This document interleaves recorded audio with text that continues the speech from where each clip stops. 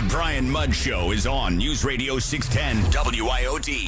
We talked about vaccine hesitancy. One of the things I've taken a look at that's been kind of interesting, I kind of figured that the further we got into the vaccine rollout, if we saw that things were on track and relatively smooth, that you would see more people get on board with the vaccine. But we really hadn't seen that. For example, we've pretty consistently seen anywhere from about 28 to 30% of people say, you know what? Nah, I'm not getting the vaccine. That was true back in December, and that is generally true today. And that is especially encompassing some of the younger adults. And here talking about this is Todd Furniss. He is the author of the 60% Solution, Rethinking Healthcare. Good to have you, Todd. Thanks so much for having me this morning. Yeah, so let's talk about this. What are you finding when it comes to vaccine hesitancy? Is this a deal to where people have made up their mind at this point and it's going to be what it's going to be? No, I think each of us are making up our minds in different ways, but I think what's happening with young people is they generally, for using colloquial terms, they generally think they're immortal anyway. They don't really believe that bad things are going to happen, and quite honestly, the science has largely proved them correct in that young people seldom have particularly severe symptoms and much less have an issue with mortality unless they are obese. And this is the one issue that people aren't really wrapping their heads around, is the correlation between obesity and COVID hospitalization or death. Yeah, it's interesting. You mentioned obesity and everything else. We've heard about the warning signs with COVID right along. I was actually going through some research on this. I guess it would have been Friday or over the weekend because I'm exciting that way. So anyway, taking a look at some of this stuff, age, without a doubt, was number one.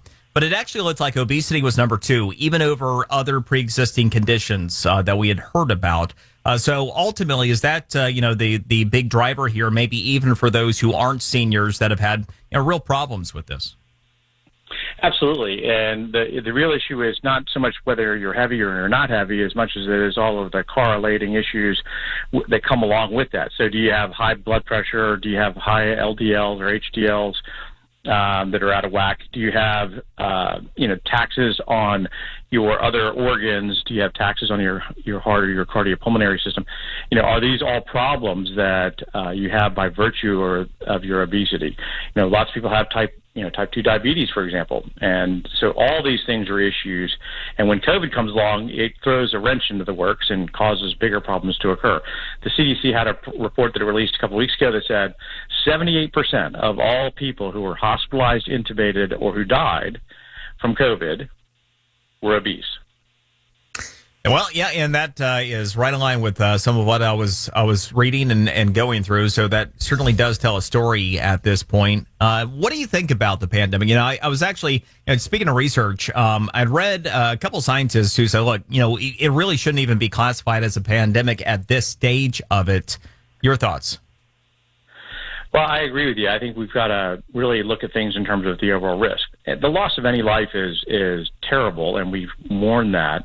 One of the things people don't realize is that the value that Americans place on life is fantastic and great and important and consistent with our Judeo-Christian beliefs. But that's a fairly recent phenomena from the history of mankind. So we prioritize life, and it's important to us. At the same time, we need to look at the pandemic or the COVID issue in context. Its mortality rate is only a little above that of the flu.